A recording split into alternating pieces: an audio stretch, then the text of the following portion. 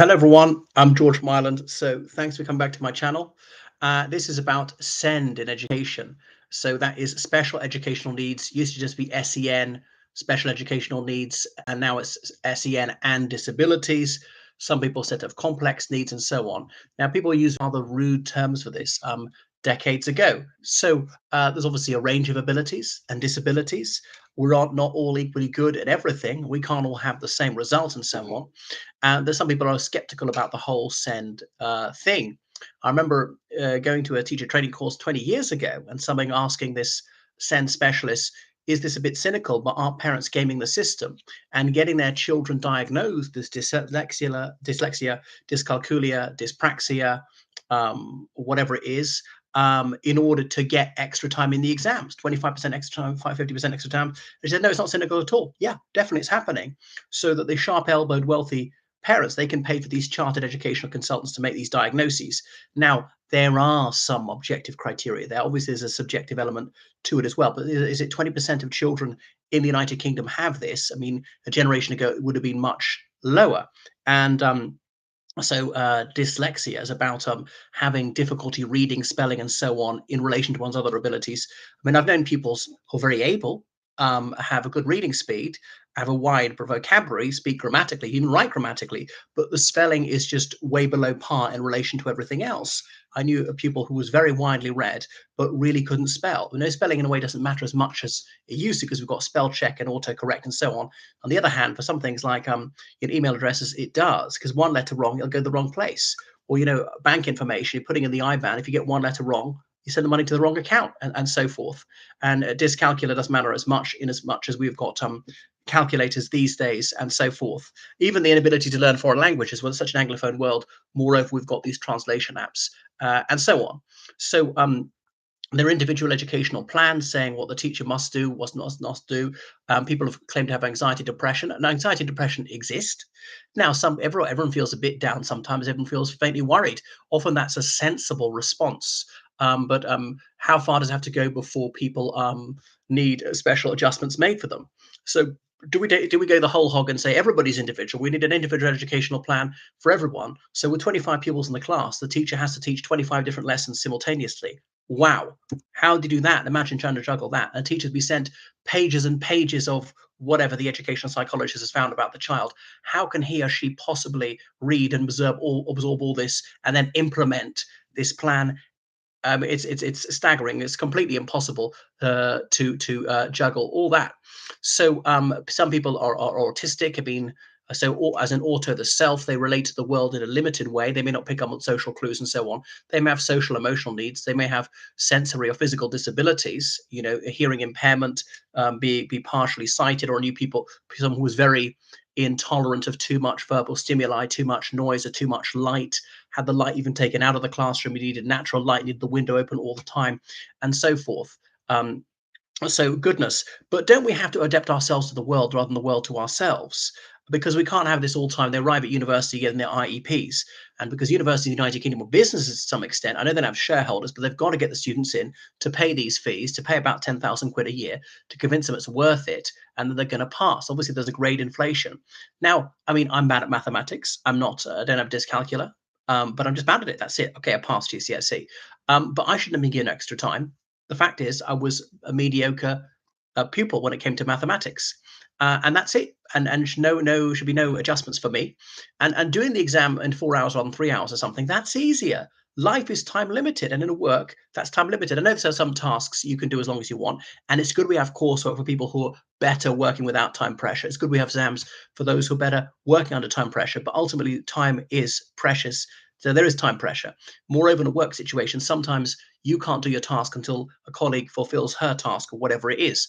So therefore, I think teaching people to cope with this is a good thing. It's preposterous to give people, you know, more or less unlimited time, and no wonder there's great inflation. Plus, there's obviously pressure to give higher grades.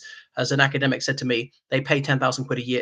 It's a fraction of the cost of actually educating them. They feel they own the dons and so forth, and they complain if they get anything less to it than a 2-1. Stack them high, sell them cheap. I feel like Jeremiah. I've been saying it for 30 years. It's getting worse and worse. The commercialization of the educational system going down the US road, and therefore people can't be failed or must have prizes, which is why they had to change the GCSE to a numerical system because too many got A stars They made the A stars because too many people got A's, and so forth. So some people say SEND is a scam, but I don't. I mean, I'm not an educational psychologist. So some people say dyslexia exists, but it's overdiagnosed. Some people said to be dyslexic who are not, whose reading and writing is only a little below par, and that doesn't quite meet that requirement. Likewise with dyscalculia. So if you're anxious, this is something to be overcome. Now, I may not overcome it completely. Obviously, some are more anxious than others. If you're depressed, this is something to be overcome. And I realize even with medication, it can't be completely overcome. I mean, I know a pupil who was sort of 6'3", was 19, and he was afraid to leave the house. He wouldn't even go to order a cup of tea by himself, had to be led to do that, wouldn't even get a train by himself. But with support, he was able to do so. And 2 years later, he's getting a train all the way across the United Kingdom, going to university in a different part of the UK. And so that is major progress. But there are some people who smell a rat here. So if you're anything less than excellent at anything, that means you must have SEND. And some people say you don't have SEND, educational, health, and care plans, and so forth, or can't get on the bus for psychological reasons. Now, there are those they say that's bloody preposterous. Just push them out the door and force them to cope. But that's what we'd have done a generation ago. And you know what? They would have coped. And the cost is exploding. And it's bankrupting local authorities. You've got all these statutory duties, this endlessly increasing number of people with supposed special needs, and not being told to man up and to grow a pair and so on. I'm not talking about just making 5-year-olds get the bus on their own, but in their later teens, this is something they're going to have to get over. And so then if they somehow get through university, because the university has bent over backwards to facilitate them, rather than these people overcoming their difficulties, and they'd be very argumentative and very quick to go to law with very difficult parents, obstreperous parents will, threaten to sue the university, and they're obviously solicitors eager to make a quick buck on this one. Then they get to the world of work, and obviously they can't cope. I mean, work can make reasonable adjustments. There's only so far as they can go. It can't be unduly onerous or expensive for the employer who's going to employ such difficult people. And not surprising, 20% of people in the United Kingdom are now judged to be disabled. Now, some of them are disabled then in work, and they have whatever personal payments payment, which pays for, is it their white stick? Is it their guide dog? Is it some hearing aid? Is it some mobility vehicle? And some of this is sensible and great, but some of them do not work and have no need to seek work, and therefore not paying tax and not paying to national insurance, and are dragging the economy down. Surprise, surprise. So, I mean, remember Lee Anderson, the Reform UK MP, said, he was a Labour councillor some years ago, said the healthiest man in his constituency, he could get that person registered permanently disabled non-benefit if he wanted to. It was that easy. I mean, I don't know if what he's saying is true. He may be a fork-tongued politician. Goodness, but what do you think? I'm not saying it's complete nonsense and that special educational needs don't exist. I am skeptical about allowing people extra time in these things, and it's not the same as physical disability. Someone said, "What about blind people? Then they've got Braille." Yeah, because that is a physical thing. Their cognitive faculties can be just as good, or hearing aids or things like that. I often just think that the fact you can't do it. It doesn't really matter why you can't do it. The fact is you can't do it. A level playing field means everybody does the exam under the same conditions. I'm not very fast at running. There's a 100 meters race. Why not give me a 50-meter head start? Would that make it fair? Because my disability is I'm sort of fat and lazy and don't have the special leg muscles of those genes. This is preposterous.